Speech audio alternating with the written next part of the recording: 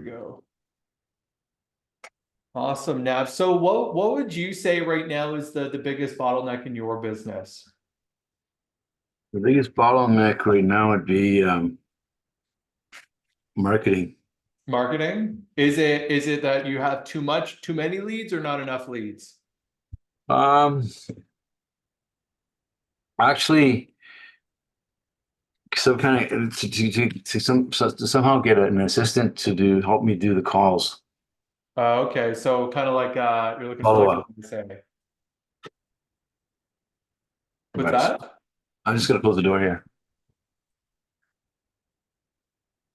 Yeah. So basically, we all get leads, we all get contacts and stuff like that. We daily collect them, but the Yeah. thing is, we dropped the ball and not following up. Oh, 100%. That's one thing we all we all deal with, myself included. And it's tricky too because like for me, I still time block stuff in the morning and in the evening to make those calls. But like, if an appointment comes up or we got to go on showings or whatever it is, it kind of hinders that ability to call in the evenings and then vice versa, right?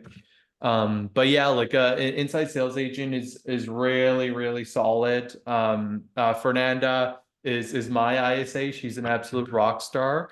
And that's one of the first, like there's always the hang up of like, okay, do I get like a transaction coordinator? Or do I get an ISA? I like to kind of bring on an ISA and have them kind of like depending on like what your brokerage or your team helps you do from paperwork. I like to coach them on how to do that as well. Obviously there's a lot more oversight that has to occur, but again, we're always looking at ways to kind of increase our dollar per hour and also free up more and more time on the calendar. Okay.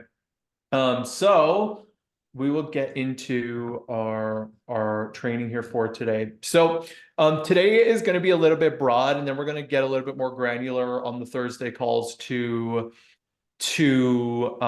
follow. Okay. But at a high level, and this is kind of the way that I approach my business, right?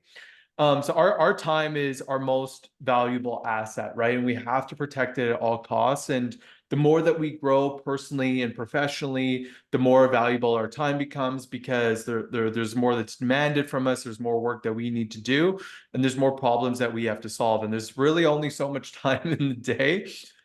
So for me, I always like even when I'm not working, I'm always thinking, okay, like how do we take this process? How do we improve it? How do we implement systems or create more leverage so we're getting more out of it than we're putting in for each step or each task that we do, right? Because the more that we grow, both financially and for our team, it's going to take more and more time off our calendar. The more issues that come up, the more we have to coach and hold people accountable and manage. And the way that we take those next step in our businesses, and it happens at each level, right, is really implementing systems and implementing leverage. So again, we can take back more time, free up our time on the calendar so we can focus on the more higher leverage activities or income producing activities that are going to generate more revenue for our business. Okay.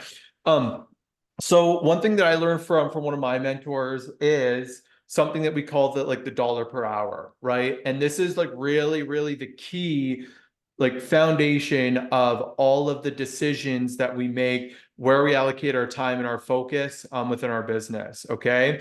So the general rule of thumb is to take the money that you made last month. And I like doing this on a monthly basis. We divide it by the hours that we worked, and then voila, you have your dollar per hour. Okay. If you're a newer agent, this could be anywhere from $5 to $20 an hour. If you've been in the business, your experience, your team leader, top producer, that can be anywhere from 500 to 2000 plus per hour. Right. But what's really, really important, right, is and where I see a lot of agents kind of be a little bit flustered and they're all over the place is being like not focusing on income producing activities, right? Because in all reality, with anything in business, cash is essentially our oxygen and cash solves most problems, right? But a lot of the time, especially as we start to grow and scale, there's a lot more tasks that come up that are necessary with operating the business, but they either cost us money or they don't have as much of a yield or they don't generate as much as our dollar per hour, right? And a lot of the times the income producing activities are the ones that we have to be in like the best physical and the best mental space for. And in the best like attitude, right? Like we're in the sales business. For me, I'm more of an introvert. So I have to be in prime condition mentally and physically when I am doing sales activities, right? What's really, really important to understand is that there is a difference between being busy and being productive, right? It's easy to get caught in the trap of just, working hard and really getting like just spending a lot of time, but not really getting anywhere, right? Have you ever had this happen, Nav, where you're putting in so much effort and time and you just kind of feel stagnant? Yeah, you feel like you're spinning the wheels and you're not getting. Yeah.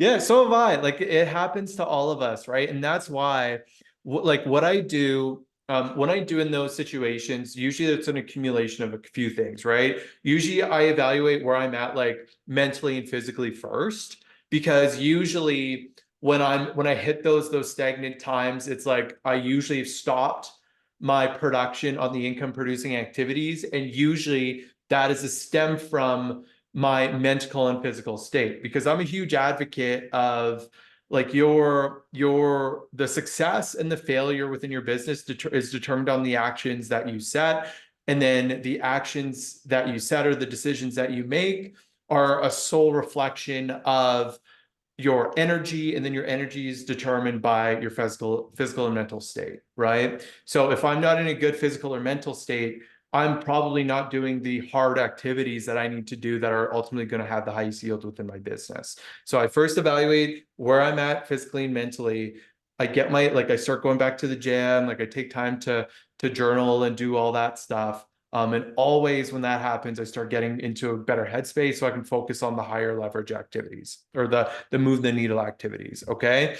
So the move the needle activities, right, in the world of real estate and business, our highest producing activities are prospecting, serving and closing our clients, and then producing our content to build our brand, right? And although there are other tasks that are associated with operating the business, like administration, paperwork, finances, they're not only are they costing us money, they're just not as valuable. And the opportunity cost of us doing those far outweighs like what we could gain if we were to just focus that time on income producing activities. So for me, like if you look at my calendar, right, I'll pull mine up.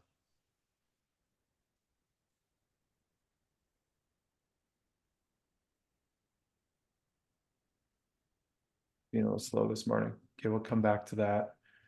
Okay. But I allocate minimum 5 hours a day for prospecting or going out on appointments, like absolute minimum. I try to push that as far, especially with us in spring market. Like I'm working 12, 14-hour days right now. Okay. So the income producing activities, this includes your prospecting and lead generation. So this means like conversations with prospects, reaching out to friends and family, cold calling, door knocking, open houses, all that stuff. Serving clients and closing. So this is like your showings, your listing presentations, writing offers, prepping listings, doing all that stuff. And then creating content in social media. And we're going to get into social media here in a second. But like prepping and shooting and doing the videos, it's a very hard and very long time requirement, but it also has the highest yield in our businesses, right? And I'm just such a huge advocate for it. And then our non-income producing activities are like your paperwork, administration, social, like posting on social media. That's a very administrative task.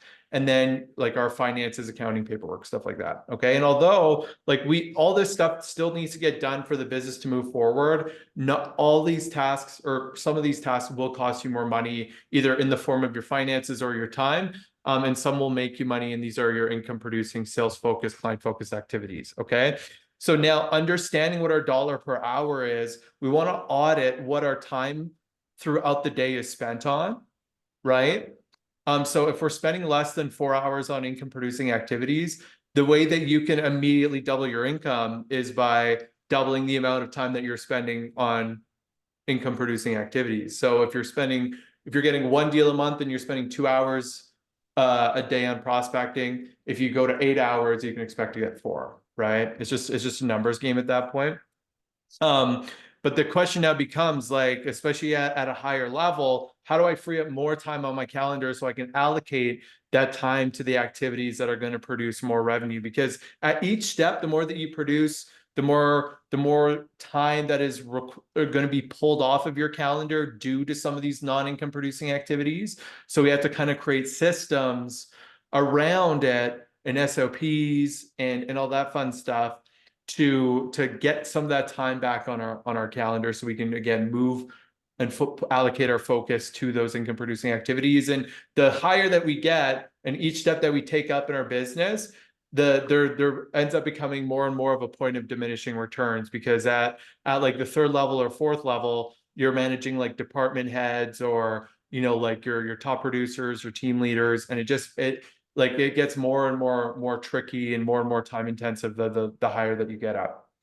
Okay. Any questions so far, Nav? Are you That's all good. experiencing any of this right now? Yeah, I'm going through that. Yeah, I'm What's going through that? all that kind of stuff. Yeah, trying to figure it out. Awesome. How big is your team, Nav? I'm a part of a team there, but and they're like 3 people. They're a medallion, but the thing is, they're gonna kind of break up, Mm, and they're all gonna go on their own. yeah.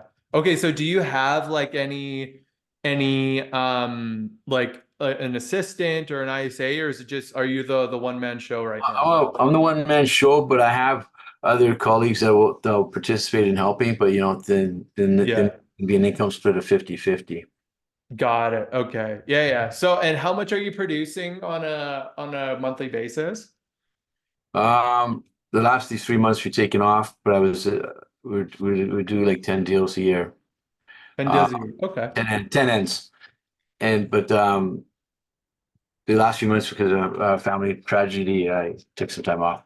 Oh, okay. I'm sorry for your loss there. My condolences. Okay. Yeah. So, yeah, for you, and where are you located now? Vancouver. Vancouver? Okay, perfect.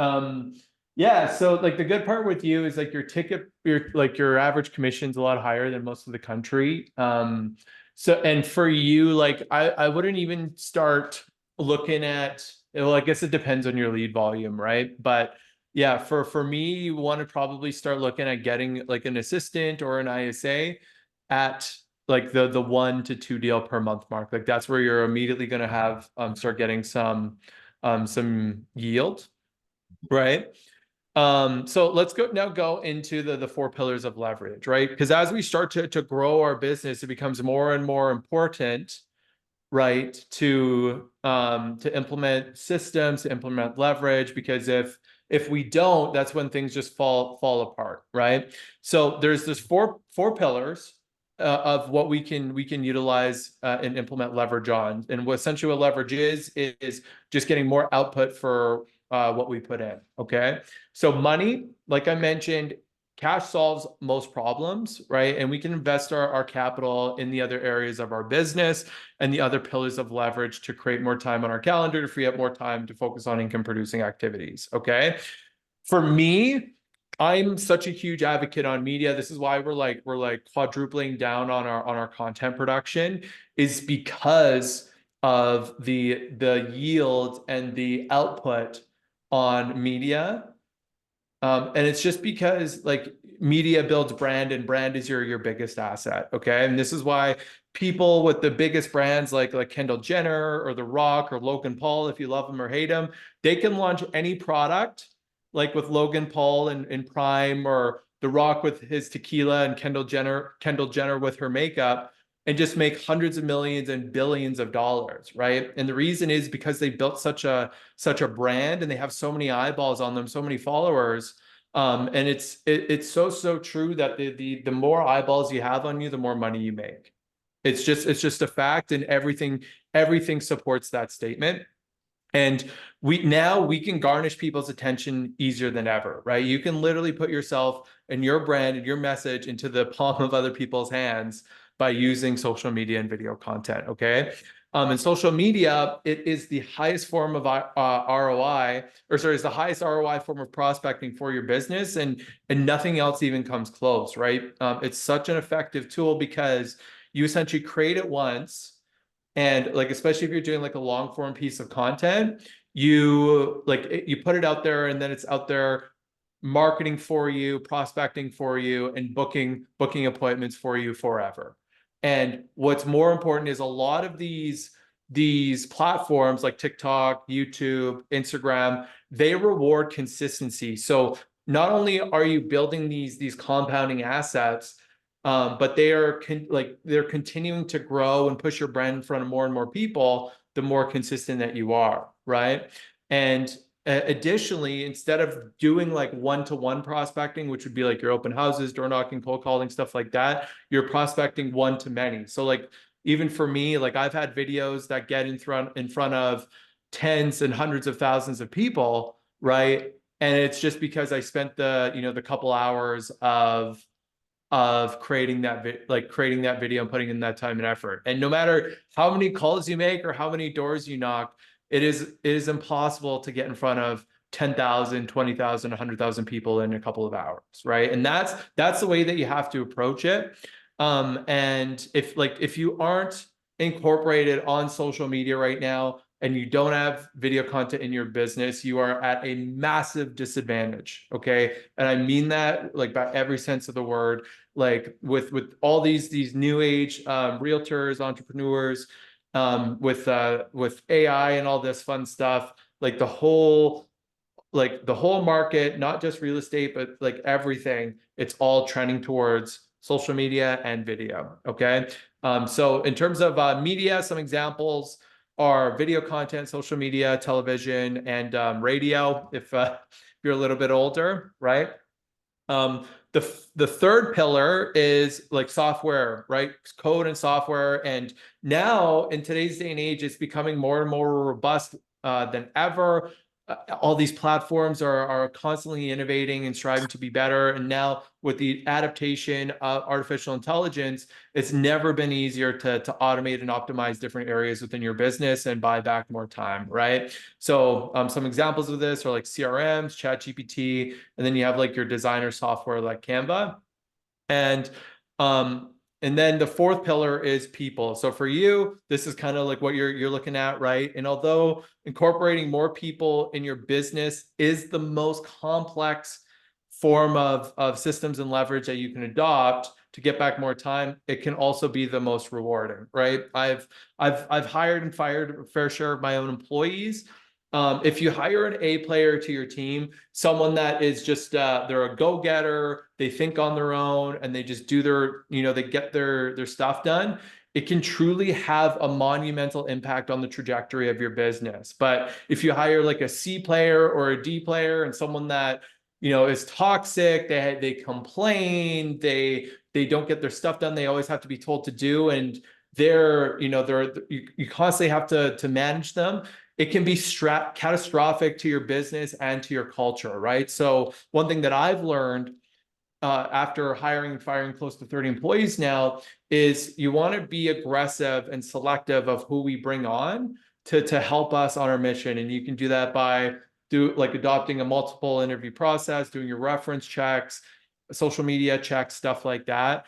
But nothing will, like, if you adopt only B, C, and D players into your business, your business will only go as high as you can take it, right? Whereas if you bring on A players, it's like they are usually smarter than you in whatever specific area, and they will kind of take the ball and run on their own, like on whatever you have hired them for, right?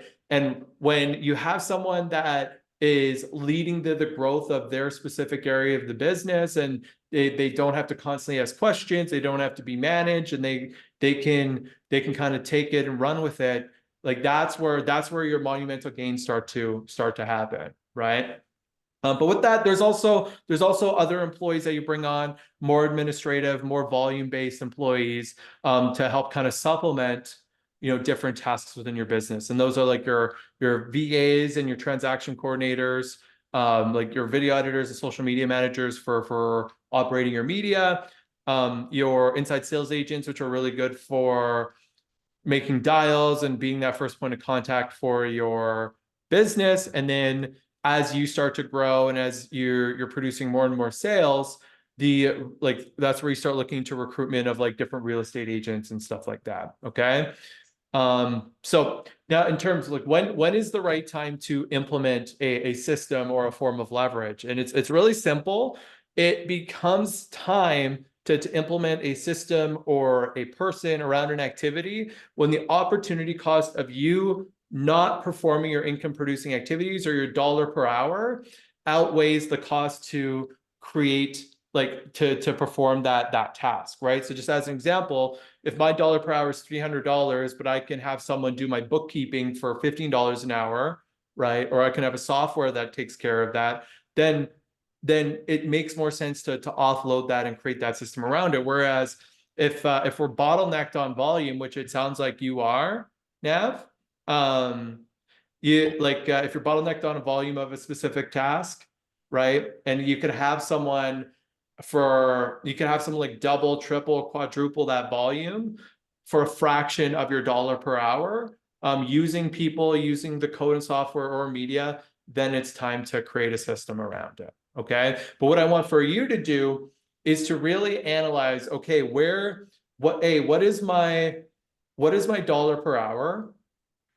How much of my time is being allocated towards income producing activities? How much time can I allocate to income producing activities? And what can I offload to create even more time to focus on income producing activities? Mhm. All right. Yep. Okay. So that's the lesson for today. I'll open it up for some questions. It's very, very helpful today. Good insight. Yeah. Awesome. Awesome. What were your 3 key takeaways? How to figure out what my time per hour, Mm-hmm. figure out what jobs I can offload, Mm-hmm. um, and stuff like that. Real estate is not just my only source of income, so I'm diversified. Yeah. The Okay. diversified, and then what I need is more. I have to go through the calculation there, and I'll be more. It woke my eyes up, and I liked how you talked about the Chat GPT-4 and the CRM and the Canva, Mm-hmm. and I liked how you talked about the video and the social media and the telephone and the television and the radio or the other kind of advertising you're doing, and Mm-hmm. then and um, yeah, because you nailed a lot of things right there, really important, like video and Mm-hmm. social media, and I'm feeling that. The problem we have in our right now is that getting people's trust, and then people will trust you when they see you on social media. Like I just seeing you on video a few times, I've gained trust with you. Mm-hmm. Exactly.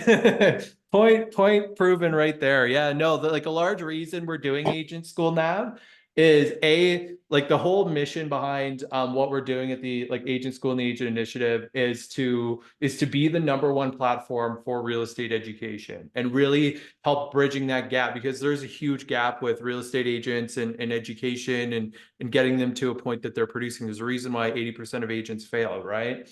And also make it reasonable for agents that need that support to get the tactical strategies and support to help them build their dream businesses as well, right? So that's yeah, like this is why, and I love doing this. Most importantly, it's been fun, and I'm really excited to see where we can take agent school. Can I make another comment? You have to lower your camera a bit. You're a little too high. Okay, wait one sec. And then you'll be more better. Yeah, it's better. There we Much go. better. Yeah. Because I was just you. I think you're on the right track. I think it's the best kept secret. Once agents see you, meet you, see your videos and your content, and they're going to gain trust and traction. Mhm. Awesome, man. Well, I appreciate the feedback. Do you have any other agents that could benefit from this? Absolutely. I'll spread the word. Oh, I love it. I appreciate that, man. Word, word, Make sure, word of mouth is biggest because when one agent tells another agent they onto something, yeah. then the agent's like, "Hey, let's show me what." Yeah, no, 100%. And yeah, we want to make this huge. And it's going to be. So, if you haven't yet, Nav, make sure you join the Slack channel there. I dropped it in. Yes, I copied the link. You did? Okay, perfect. Awesome. Thank Awesome, you. man. Well, yeah, hop into tomorrow. We're going to be doing just Fridays are for Q&A. And yeah, like come with any questions you have regarding any topic. Be happy to support you with whatever you're working with. Okay. Thank you, Mason. All Have a good right. Have a good one. Happy happy selling. Thursday.